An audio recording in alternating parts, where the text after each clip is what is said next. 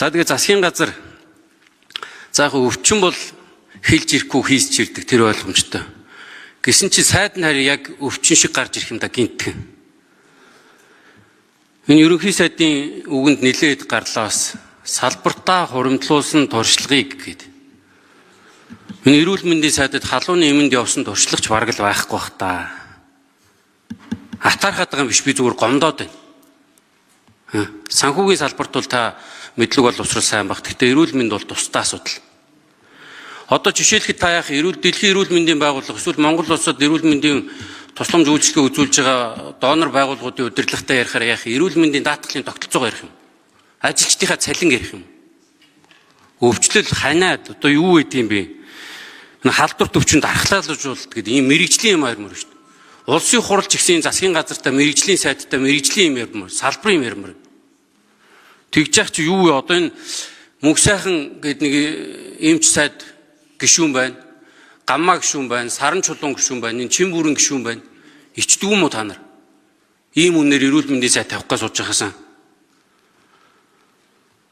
Улсын нэг эмнэлгээр орж үзээгүй. Улсдаа баг хувийн эмнэлгээр орж үзээгүй. Улсын салбарын эрүүл мэндийн асуудлыг хариуцах гэж сууж байна.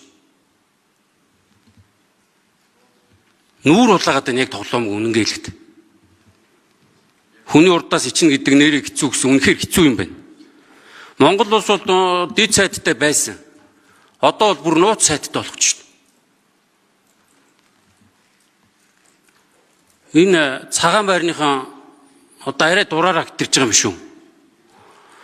Тэгээ одоо энэ нөгөө засгийн газарт орж ирж байгаа сайд нар дотор ч юм бол одоо гэр орооллын амьдрал мэдхгүй. Монгол улс бол хөдөө аж ахуй ороо. Эднэртэйгээ тэмцээд одоо бид нар хөдөө аж ахуй руугаа юу хийх юм бэ гэдэг руугаа тэмүүлж байгаа. Одоо өстой нэг гэрийнхаа тулганы галлыг ч бадрааж үзээгүй шахуу нэг баяа айлын памперстай нэг биш хид ороод ирлээ. Яаж улс орныхаа амьдралыг сайжруулах юм бэ ерөнхий сайдаа? Энэ Бачгуур гэж эрүүл мэндийн сайд тавина гэдэг юм. Энийг та нар одоо энэ 2024 оны сонгуульд орохдоо ийм эрүүл мэндийн сайд тавина гэсэн бол та нарыг лав Монгол Улсын иргэд сонгохгүй. Би бол баталгаатай мэдчихэв. Бачгуур энэ сайдад нэр дэвшигчээс би ганцхан асуулт асуучих. Ерөнхий сайд бол яг зүгээр танд тоглоод ч юм уу нэг юм санамсаргүй байдлаар санал тавьж үзсэн баг. Эр зөрөг гаргаад болчих واخ гэдэг. Та нэг эр зөрөг гаргаад би энэ салбарыг үнэхээр мэдэхгүй. Монгол улсаа шившиг болгохоос одоо би болмоор байна. Эр зөрөг гаргаад болж болох уу гэд шууд хэлж чадах. За би бас үнэ хэлье. Тэгээ сайдын 32 шинж төгс хүрдсэн супер хүмүүс томилоогүй нүнэ. Гэхдээ юу тулгараад байгаа вэ гэдгээ л тодорхой болгох хэрэгтэй. Эрүүл мэндийн салбарт бол бид нар эмчнэр томилж үзсэн. Одоо сүүлийн 3 удаа л эмч томиллоо. Тэгээ өнөөдөр эрүүл мэндийн даатгалын санхүүжилт гэхэд байна шүү дээ. Өнгөрсөн хугацаанд бараг 2.5 дахин нэмэгдчихэд байна шүү.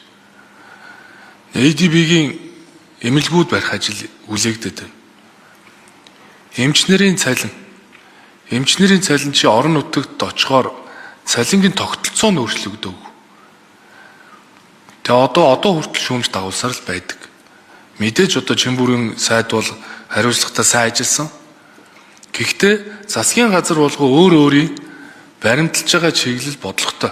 Би ерөнхий сайдаар томилогдохдоо хэлсэн. Манай засгийн газар бол салбар болгонд байгаа хүнд сурталуудыг дүрм журм саатэгүүдийг арилгах нь илүү хувийн хвшлээд юмдсан. Тийм ч учраас бид түрүү амар сайхан сайд бол хувийн эрх зүйн шинжилгээ. Манай засгийн газрын онцлог шүү дээ. Тэгэхээр эрүүл мэнд бол бидний нэн тулгымцсан асуудал. Гэхдээ юу тулгараад байгаа вэ? Эмчнэрийн чадвар дутагдаагүй шүү дээ. Манай эмчнэр дэлхийн хаанч очсон чадвартай. Би өөрөө бас энэ Монгол эмчнэрийн буйнаар өдий зэрэгтэй ингээд эрүүл сарвал ажлыг явж байгаа хүн байхгүй. Монгол эмийн чанар, эрүүл мэндийн тогтолцоо, санхүүжилтийн механизм өөрөө тулгарсан. Эрүүл мэндийн салбарын цахимжилтыг би Бачгуурыг байнгын орооны дарга байхад бид хоёр наад ийм Монгол дээр бүх одоо цахимжилтыг нь хийжсэн. Би олон юм шаардахгүй. Бачгуурыг би хагалгаа хийгээгүй. Бачгуурыг би сайн менежер ба гэж. Банкнд ажилласан, санхүүж байсан, JP Morgan-д ажиллаж исэн. Тийм учраас тулгараад байгаа асуудлыг шийдэх нь өнөөдрийн асуудал байхгүй. Тэрнээс биш энэ чинь Бачгуураа чи хагалгаа хийгээрэй, мэс цасл хийгээрэй гэж хэлээгүй шүү. Мэргэжлийн хүмүүс ажиллаа юм. Тэгвэл Бачгуурын мэргэжил яг өнөөдөр бол би энэ салбарт би өөрчлөлт авчныг эргэлзэхгүй. Яагаад гэвэл нэг энэ захимжилтын асуудал. Хоёрт бол энэ эрүүл мэндийн даатгалын тогтолцоо. Эрүүл мэндийн даатгалын тогтолцоо. Тэг өнгөрсөн хугацаанд бол одоо мэрэгжлийн бус зөндөө сайдаар томилогдож ирсэн. Тэгэхдээ манай эрүүл мэндийн салбарынхан бол ламба сайдыг мундаг сайд байсан гэж ярьдаг. Саран гэрэл сайдыг ковидын үед сайн давсан шүү гэж ярьдаг. Ягаад гэвэл сайн менежүүд байхгүй. Тийм учраас миний бодож харж байгаа буюу манай засгийн газрын дэвшүүлж байгаа бодлого чиглэл өөрөө тулгараад байгаа асуудлыг шийдэх зорилготой. Тэрс Батшуурын насаар нь эрүүл мэндийн сайдаар томилжсэн юм байхгүй шүү дээ. Өнөөдөр шийдэх асуудлаа шийдээ. Банк санхүү эдийн засгийн мэрэгчлэлтэн хэрэгтэй байна. За цогцлоотрын гишүүний асуултанд хариулъя. Тийм ээ, би эрүүл мэндийн мэрэгчлэлтэй биш, эмч биш ээ. Гэхдээ салбараа эрүүл мэндийн салбарыг цогцоор нь харна. Дан мэмчнүүдээр биш.